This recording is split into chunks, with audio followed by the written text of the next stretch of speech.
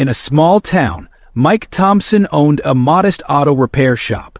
Despite struggling to keep his own business afloat, he chose to fix Sarah Miller's old car for free when he learned she was a single mom working 2 jobs to support her sick daughter.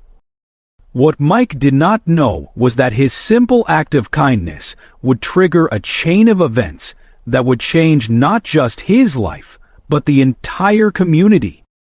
The real reason behind his generosity was connected to his own past, a story so touching it brought the whole town together in tears.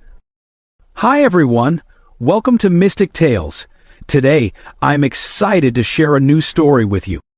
Mike Thompson wiped the sweat from his forehead as he looked at his auto shop's monthly bills. The numbers on the paper made his stomach sink. He was 3 months behind on rent for his small garage. The morning sun filtered through the dusty windows of Thompson's auto repair. Tools lay scattered across the worn concrete floor. A few cars waited for repairs, but Mike knew most customers couldn't afford to pay full price these days. His phone rang. It was his landlord again. Mike let it go to voicemail. He had only managed to make half the payment last month. Times were tough for everyone in Cedar Grove since the local factory closed.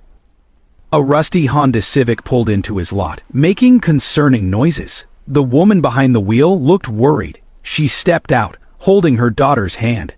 The little girl wore a medical alert bracelet. "I heard a weird sound, then the car started shaking," the woman said. "I'm Sarah Miller. This is my daughter Emma. She has doctor appointments 3 times a week. I need this car running." Mike checked under the hood. The timing belt was shot and the engine needed serious work. Sarah's face fell when he explained the repairs needed. She opened her purse, showing only a few crumpled bills. "I work at the diner and clean offices at night," Sarah said quietly. "Emma's medical bills. I can maybe pay you $50 a month. Please, I can't lose this job too." Mike saw the dark circles under her eyes. The little girl coughed, holding her mom's hand tighter. Something about them reminded him of his own past, a memory he kept buried deep. "Leave the car here," Mike said. "I'll take care of it. No charge." Sarah's eyes filled with tears. "I can't accept that. You have a business to run." "Everyone needs help sometimes," Mike replied. "I mean it. Come back tomorrow afternoon." As Sarah and Emma left, Mike's old friend Tom from the parts store watched from across the street. Tom had known Mike for 20 years, since they were kids. He knew exactly why Mike helped Sarah, but he kept that story to himself, for now. Mike worked late into the night on Sarah's Honda. His own bills lay forgotten on his desk. Some things were more important than money. He just never expected his act of kindness would soon come back to him in ways he could never imagine. Sarah returned the next afternoon to pick up her car. Emma sat on Mike's old office chair, coloring in a worn notebook while Mike explained the repairs he had done. The Honda now purred like new. Sarah ran her hand along the hood, tears forming in her eyes. "I don't know how to thank you. This means everything to us." Mike noticed Emma's medical bracelet again. He remembered his own sister, Lisa, wearing one just like it 20 years ago. The memories flooded back as he watched Emma color. Tom walked into the shop carrying a box of parts. He saw Sarah and Emma, then looked at Mike with understanding in his eyes. He knew Mike had spent his own money on those parts. "Your car should run fine now," Mike said to Sarah. "Come back if you hear anything strange. No charge for that either." He handed Emma a cherry lollipop from his desk drawer. Later that evening, Tom stayed behind after delivering parts. "You did it because of Lisa, right? Sarah and Emma remind you of your mom and sister." Mike nodded slowly. "Mom worked 3 jobs after Dad left. Lisa needed constant medical care. One mechanic helped us back then, refused to take money for fixing Mom's car. "Your mom could keep her job because of him," Tom said. "Lisa got to all her treatments on time." Mike turned away, pretending to organize his tools. "Lisa didn't make it, but that mechanic gave us 2 more years with her. He made those years possible." Word spread through the diner where Sarah worked. Customers whispered about Mike's kindness. But nobody knew the full story yet about Lisa, about Mike's childhood. A well-dressed man sitting in Sarah's section overheard her telling another waitress about Mike. He asked detailed questions about Thompson's auto repair. Sarah noticed his expensive watch and business suit. The man wrote something in his notebook. He seemed very interested in Mike's story. He asked Sarah more questions about the repair shop and Mike's situation. Back at his shop, Mike worked on other cars. His landlord left another voicemail about the overdue rent. Mike looked at his empty bank account, but he didn't regret helping Sarah. That evening, an expensive black car pulled up outside his shop. The well-dressed man from the diner stepped out. He stood looking at the worn building, making notes in his small leather notebook. The well-dressed man introduced himself as David Chen, a successful businessman who had grown up in Cedar Grove. He looked around Mike's shop with great interest. "Sarah Miller told me what you did for her," David said. "But I want to hear the whole story. Why did you really help her, Mike?" Mike stayed quiet at first, focusing on the car he was fixing. David waited patiently. The evening sun cast long shadows through the garage windows. "My sister Lisa had the same condition as Emma," Mike finally spoke. "We were poor. Mom struggled. A mechanic named Joe helped us, kept our car running for free." David pulled up a chair. "Tell me more about Lisa." His voice was gentle, understanding. Mike noticed David's eyes move to the small photo hidden behind Mike's tool cabinet. "Lisa needed treatments 3 times a week. The hospital was 40 minutes away.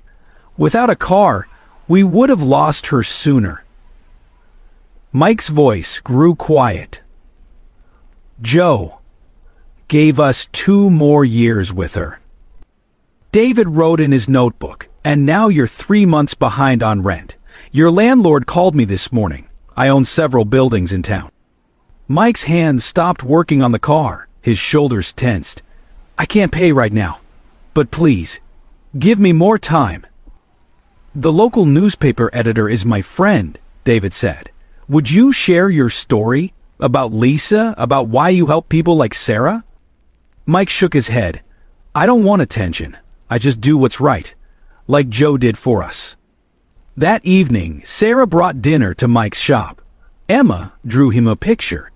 Other customers started dropping by, sharing their own stories of times Mike had helped them. Tom arrived with more parts. He saw the growing crowd and smiled. "Remember when you fixed Mrs. Anderson's car last winter? She brought you soup for a month." More people came. Each had a story about Mike's kindness. David Chen sat quietly in the corner, watching, writing in his notebook. Mike looked overwhelmed by the attention. He kept working on cars, trying to ignore the gathering crowd. But something big was about to happen in Cedar Grove. Something that would change everything. The next morning, Mike arrived at his shop to find David Chen waiting. Behind him stood Joe Martinez, the mechanic who had helped Mike's family 20 years ago. Mike froze. He hadn't seen Joe since Lisa's funeral. The old mechanic had retired and moved away years ago. Now he stood there, eyes moist with recognition. "You grew up good, Mike," Joe said softly. "David tracked me down, told me what you did for that single mom and her daughter. You remembered the promise."